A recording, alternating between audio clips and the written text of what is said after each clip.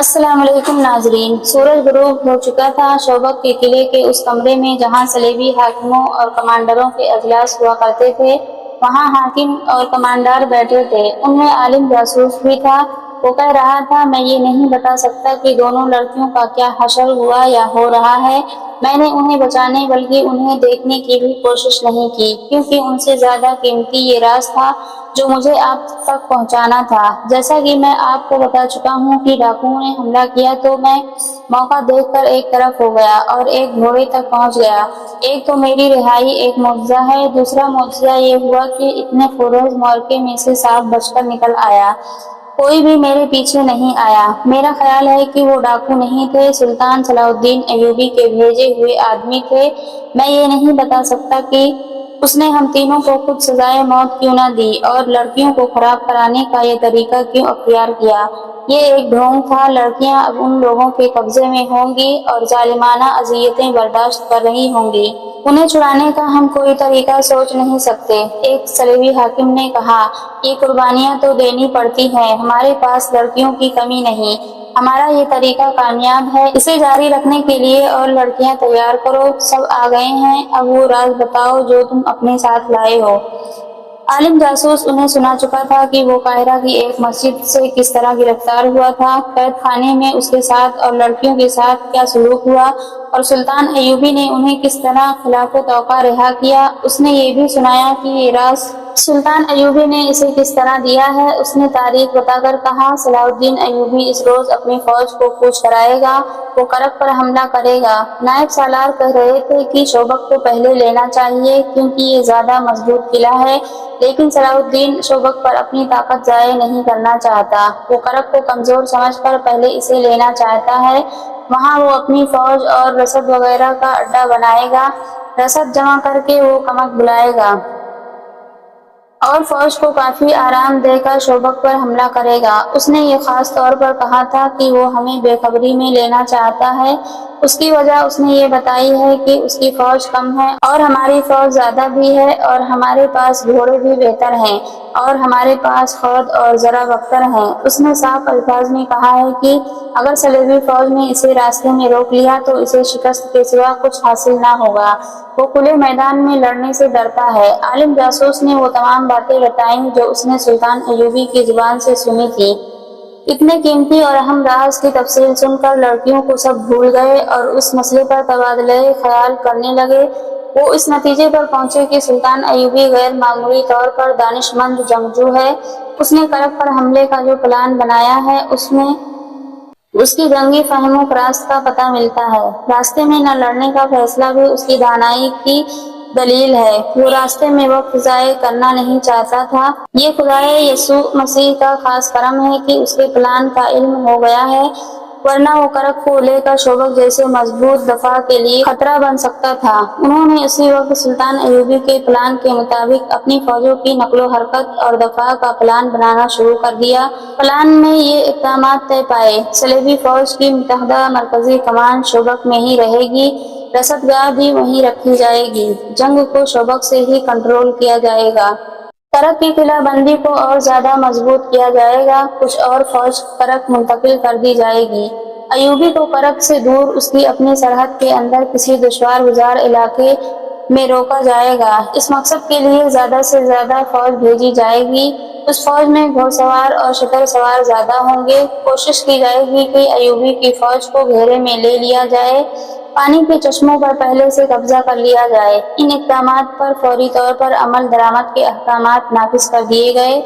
ہر کوئی خوش تھا۔ یہ پہلا موقع تھا کہ سلطان ایوبی کا کوئی راز قبل از وقت معلوم ہو گیا تھا، ورنہ اس نے صلیبیوں کو ہمیشہ آڑے ہاتھوں لیا تھا۔ اس پر حیرت کا بھی اظہار کیا گیا کہ سلطان ایوبی جیسے آدمی سے یہ نازش سرزد کیسے ہوئی کہ ان جاسوسوں کو دوسرے کمرے میں بٹھا کر جنہیں وہ رہا کرانے کا فیصلہ کر چکا تھا، ایسی نازک باتیں بلند آواز سے کی جو اسے شکست فاش سے دوچار کر سکتی تھی۔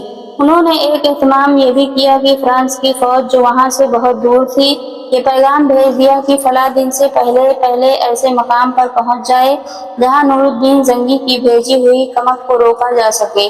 اتنے میں ایک سلیبی افسر اندر آیا اور انٹیلیجنس کے سربراہ کے کان میں کچھ کہا۔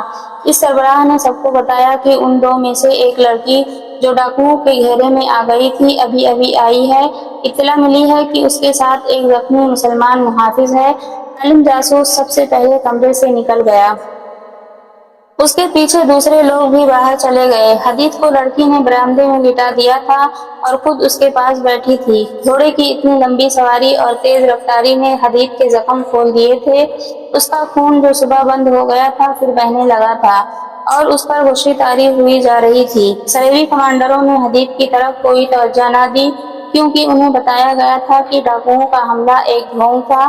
انہوں نے لڑکی کو ہاتھوں ہاتھ لیا اور اسے اندر چلنے کو کہا۔ وہ لڑکی بڑی قیمتی تھی لیکن اس نے اس وقت تک اندر جانے کا ارادہ ملتوی کر دیا جب تک حدید کی مرہم پٹی نہیں ہو جاتی۔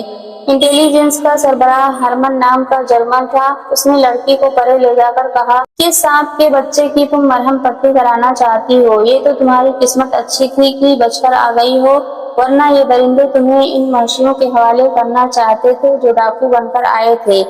یہ جھوٹ ہے، لڑکی نے جھنجھلا کر کہا۔ پہلے ہمیں بھی یہی شک تھا لیکن اس شخص نے میرے سارے شکوک رفع کر دیے ہیں۔ اس نے 2 ڈاکوؤں کو ہلاک کر کے مجھے بچایا ہے۔ اس نے ہرمن کو سارا واقعہ سنا دیا اور یہ بھی بتایا کہ یہ شخص اسے بار بار کہتا تھا کہ مجھے یہیں مرنے دو اور تم چلی جاؤ۔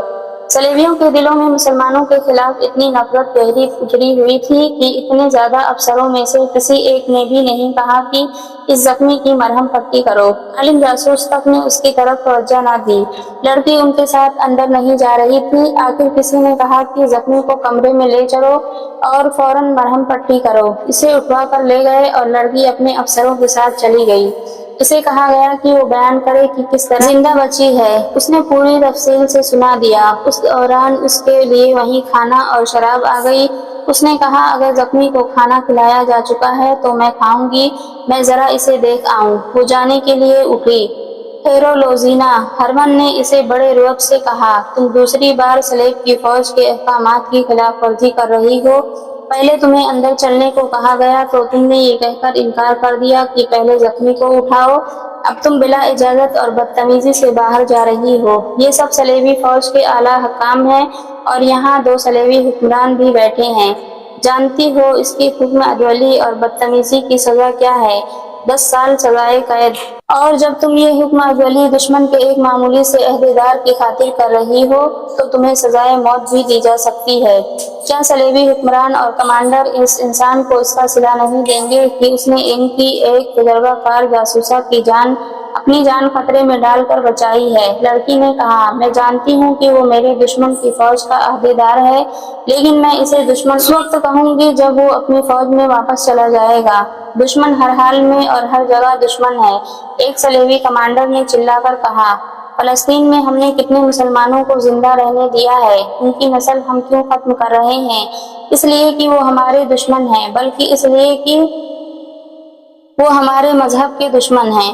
دنیا پر صرف صلیب کی حکمرانی ہوگی، ایک زخمی مسلمان ہمارے لیے کوئی حیثیت نہیں رکھتا۔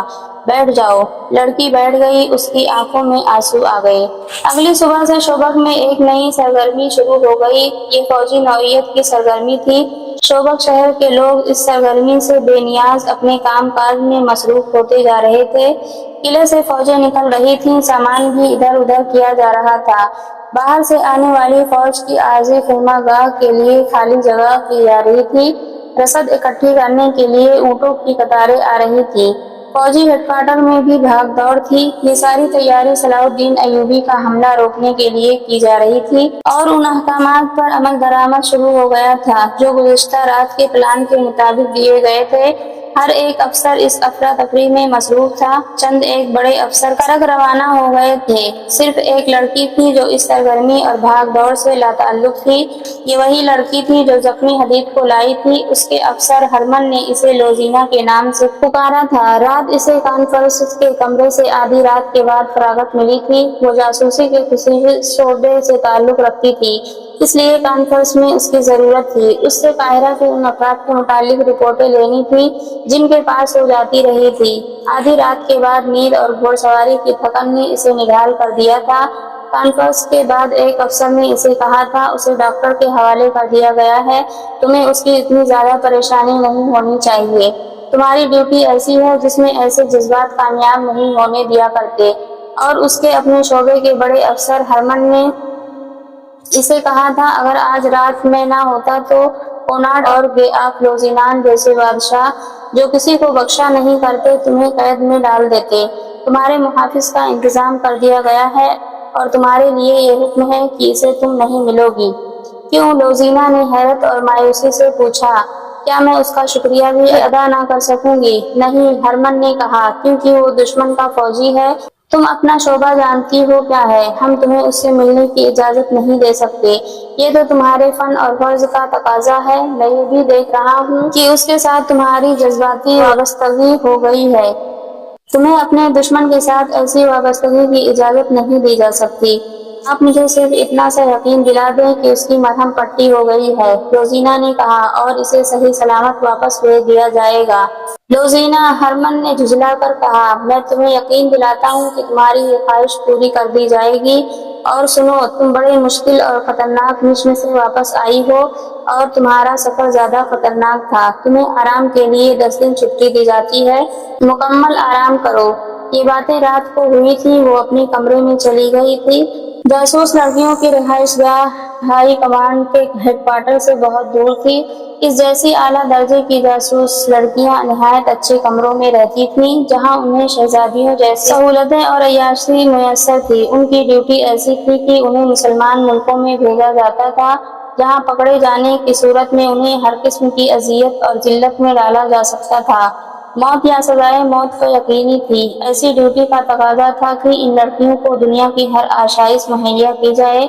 لوزینا کمرے میں جاتے ہی سو گئی تھی۔ دوسرے دن اس کا جسم ٹوٹ رہا تھا، وہ اٹھنا نہیں چاہتی تھی لیکن وہ اٹھی اور ناشتہ کر کے باہر نکلی۔ اس کے ساتھ والے کمرے کی لڑکیاں آ گئیں اور اس سے قاہرہ کی باتیں سننا چاہتی تھیں۔ اس نے بہت ہی مختصر سی بات سنا کر انہیں ٹال دیا اور ہسپتال کی طرف چل پڑی۔ ناظرین حضرات، اگر آپ کو میری ویڈیو پسند آئے تو لائک کریں، چینل کو سبسکرائب کریں اور شیئر کریں۔ شکریہ۔